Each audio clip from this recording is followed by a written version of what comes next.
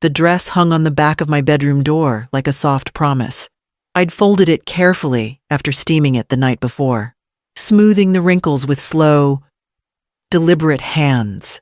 It wasn't anything fancy, just a soft rose color with gentle pleats and sleeves that covered my arms the way I liked. I'd seen it weeks ago in the window at Dillard's and circled the store 3 times before finally walking in. $84. Not on sale. I'd told myself no, twice. But that third time, I looked at my reflection in the dressing room mirror and thought, maybe once, I can choose something just because it makes me feel proud. So I did. I didn't tell Celeste. Of course. She'd have said it was wasteful or outdated. But it wasn't for her. It was for tonight for Sierra. I slipped the dress on slowly, letting the fabric fall into place. The pink was soft but rich, like the shade of magnolias that bloomed outside my grandmother's porch when I was a girl. I pinned my hair back the way Sierra always said made me look fancy, and put on a small pair of pearl earrings, fake ones. But they caught the light just enough. The gift bag sat on the kitchen table, tissue paper carefully fluffed around a small box. Inside was a silver charm bracelet I'd found on Etsy. A single music note dangled from the chain, engraved with tiny words, "You are your own song." I'd debated whether to give it to her before or after the recital, finally deciding she might need the encouragement. Later, just in case. At exactly 5:45, Celeste's car pulled into the driveway, glossy and spotless as always. I opened the door before she could knock. Her heels clicked sharply on the tile as she stepped inside, eyes already scanning. "Mom, are you ready?" "I am," I said, adjusting the sleeve of my dress. Her gaze froze. She didn't smile. "That's what you're wearing." I hesitated. "Yes." There was a pause, a long one. "Sit in the back," she said finally. Quiet, but firm. "Don't embarrass the family." I didn't answer. I just picked up the gift bag, locked the door behind me, and followed her to the car in silence. The opera house lights were already glowing by the time we pulled up. We didn't speak during the drive. Celeste's attention stayed fixed on her phone, fingers tapping out messages while I stared out the window at the familiar streets sliding past. The sun was beginning to dip, casting gold across the tops of houses and turning the clouds soft as tulle. For a brief moment, I imagined what it would feel like to arrive at the opera house and be welcomed, to walk in beside my daughter, my head held high, proud of the woman I raised and the granddaughter I helped bring into the world. But that version of the evening belonged to someone else when we arrived. Valets in black jackets whisked the car away. Celeste's husband, Gregory, met us on the steps. He offered me a polite nod, the kind that says we're being seen, then slipped his hand around her waist as they made their way toward the front entrance. No one looked back. Inside, the opera house was breathtaking. Marble floors gleamed, and towering chandeliers bathed everything in warm light. The air buzzed with pre-show chatter, perfume, and the rustle of expensive fabric. Ushers in red blazers guided guests to their seats. Celeste and Gregory were led toward the front, greeted by couples in suits and pearls who kissed her cheeks and spoke in tones that carried. One of the ushers looked at me just briefly, then pointed discreetly toward the back of the hall. "General seating begins after row P," he said, not unkindly. I nodded, murmured thanks, and walked down the side aisle alone. Each step felt louder than it should have, my heels echoing on the polished floor as I passed rows filled with families huddled close, laughing, proud. I wondered if they saw me, the woman with the quiet shoes and the too pink dress, walking without a name, row V. That's where I ended up, a corner seat beside a man in a windbreaker and a young couple already scrolling through their phones. The cushion was worn thin. The air smelled faintly of old upholstery and hand sanitizer. I set the gift bag on my lap, folded my hands over it. The tissue paper crinkled softly beneath my fingers. I should have left the bracelet at home. It didn't belong here. Not in this moment. Not in this place where I was no longer part of the story, just a shadow on the edge of the light. The orchestra pit began to stir. A low hum of tuning notes drifting up toward the velvet ceiling.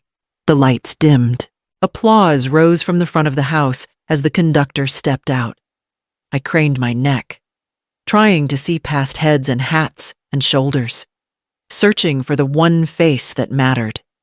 And then the curtain began to rise.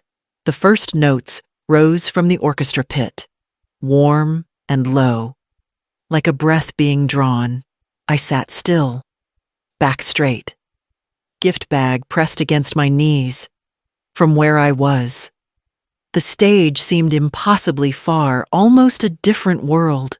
The spotlight fell on Sierra as she walked toward center stage, her pale blue gown catching the light with each careful step. She looked taller than I remembered. Older, too. Her hair was pulled back from her face. And though I could barely make out her features, I saw the nerves in the way she held her hands too still. My eyes blurred for a moment, not from distance, but from memory. I could see her again in our kitchen, no older than 8, standing on a plastic step stool in socks, one hand clutching a wooden spoon like a microphone, the other clutching her heart as she sang with theatrical sorrow. I had been peeling potatoes at the time, humming along, letting her fill the small room with something pure. "You've got a voice that can fill more than rooms," I'd told her, drying my hands on a dish towel. "You've got a voice that can make people feel something. Don't ever forget that." She never did, or at least, I like to think she hadn't. From my seat in the shadows, I watched her take a slow breath and face the crowd. She looked poised, but I could feel the tightness in her shoulders, even from here.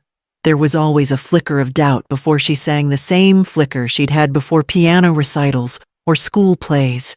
I'd be the one to squeeze her hand and say, "You've got this." But tonight, my hand was too far away, in the front row. Celeste leaned toward Gregory and laughed at something he said. Her shoulders were relaxed, posture perfect, as if she were exactly where she belonged. She turned to the woman next to her, someone in a red blazer with polished hair, and began gesturing animatedly. Smile wide, charm on full display, a ripple of recognition passed between them. They belonged in the same world, polished, visible, chosen. No one looked behind them. The lights shifted again. Sierra stepped toward the microphone, bowed her head slightly, and waited for the next cue. I leaned forward without realizing it. Hands clenched, the charm bracelet digging into my palm through the gift bag. This was her moment. This was what we'd practiced for, through summer afternoons and winter nights, with cracked piano keys and off-tune humming. The music swelled, cued her entrance, but Sierra didn't sing. Sierra stood under the spotlight, motionless, from my seat near the back. I watched her lips part, the pianist's fingers poised midair, waiting for her first note to carry us into the piece. But the note never came. Her chest rose and fell once. Sharply, she looked out over the rows of faces. Her eyes swept the front, the sides, and then she tilted her head back, scanning further, searching. The pianist turned slightly, confused. A few heads in the audience shifted. A cough, a shuffle of programs, the sound of someone clearing their throat. Still. Sierra didn't move. Then she stepped forward. Slowly, her shoes tapped softly against the wooden floor. She leaned toward the microphone, her breath faint but picked up by the sound system. "I'm sorry," she said. The murmur grew louder. I saw the conductor frown. And in the front row, Celeste straightened in her seat. Gregory turned toward her, whispering something I couldn't hear. "I can't sing," Sierra said, her voice trembling. "Not yet." She paused, then swallowed. Her hands trembled at her sides. "I need to know where my grandmother is." A hush fell, so sudden it seemed to suck the oxygen from the room. The audience shifted again, but now with intention, neck craning, glancing, eyes darting back through the hall. Celeste's head turned sharply toward the crowd. Her expression froze, stunned, pale. She wasn't the one in the spotlight, but it was clear the light had found her anyway. Sierra took another breath, this one shaky and audible. "She's here. I know she is. But I don't see her, and I can't." Her voice cracked. "I can't start this performance if I can't see her face." Her shoulders began to shake. She covered her mouth with one hand. The pianist pulled his hands off the keys completely, retreating into stillness. From behind my row, someone stood, then sat again. Unsure, a ripple moved through the seats, and all at once, I felt the weight of 2,000 eyes pressing toward me. Sierra wiped her cheek with the back of her hand. "She's the one who made me believe I could do this," she said, her voice hoarse now. "She's the one who told me my voice mattered." Another beat of silence. This one different, tense, thick with held breath. And then the spotlight shifted. It moved slowly, cutting through the darkness, until it found me in row V, a pale circle of light surrounding my seat. Sierra smiled through her tears and whispered into the mic, "There you are." And then she pointed. All eyes were on me. Caught in the circle of light I had never asked for, I wanted to sink into my seat, to vanish beneath the faded upholstery and worn carpet. But Sierra's finger was still raised, her arm steady, her gaze unwavering. "That's her," she said, into the microphone, her voice thick but clear. "That's my grandmother." A hush had fallen again, heavier than before. "She's sitting in the back row," Sierra continued, voice trembling, "because my mom told her she looked too poor to sit with the family." Gasps scattered across the auditorium like broken glass. A few heads turned sharply toward Celeste, who sat frozen in her seat, her lips slightly parted, eyes fixed on her daughter. I couldn't breathe. "But she's the reason I'm here," Sierra went on. "She's the one who helped me practice in the kitchen while dinner cooked. She sat through every squeaky note, every off-key run, and still told me I sounded like I belonged on a stage. She believed in me before anyone else did," I heard someone murmur. Felt the shift of weight in the rows ahead of me. Whispers were rising, soft but unmistakable. Still. Sierra kept going. She's the one who said, "Your voice can fill a room. Baby, don't let anyone tell you otherwise." And now she's sitting in the shadows like she's not part of this moment when she is this moment. My throat tightened. I hadn't cried in public since Frank's funeral, but tears pricked the corners of my eyes and slipped down anyway. I didn't wipe them away. "I love you, Grandma," she said, and her voice broke on the words.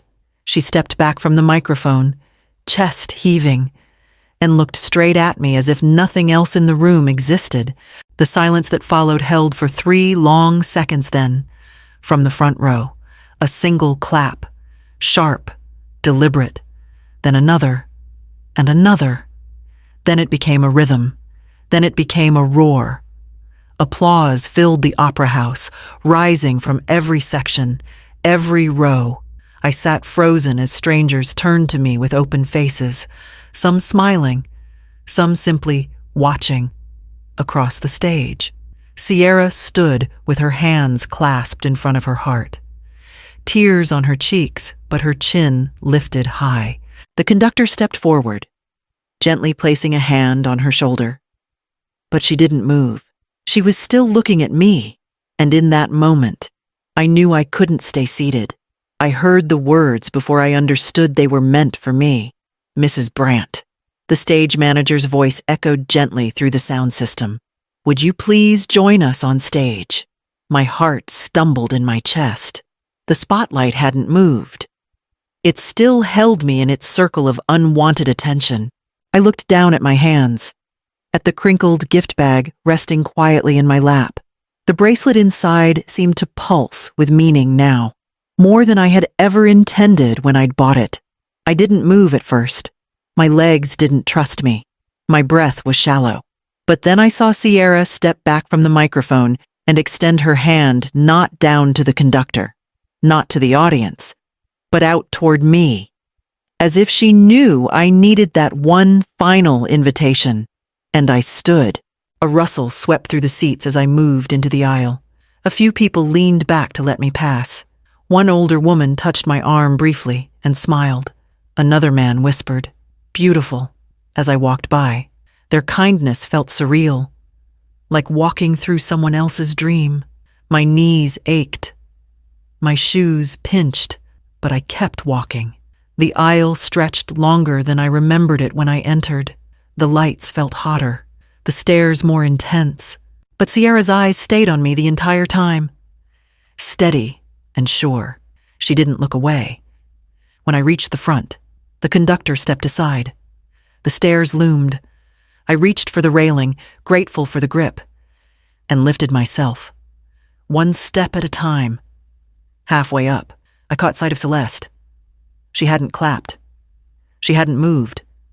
She sat like stone rigid, pale, and watching. I didn't let myself look at her again.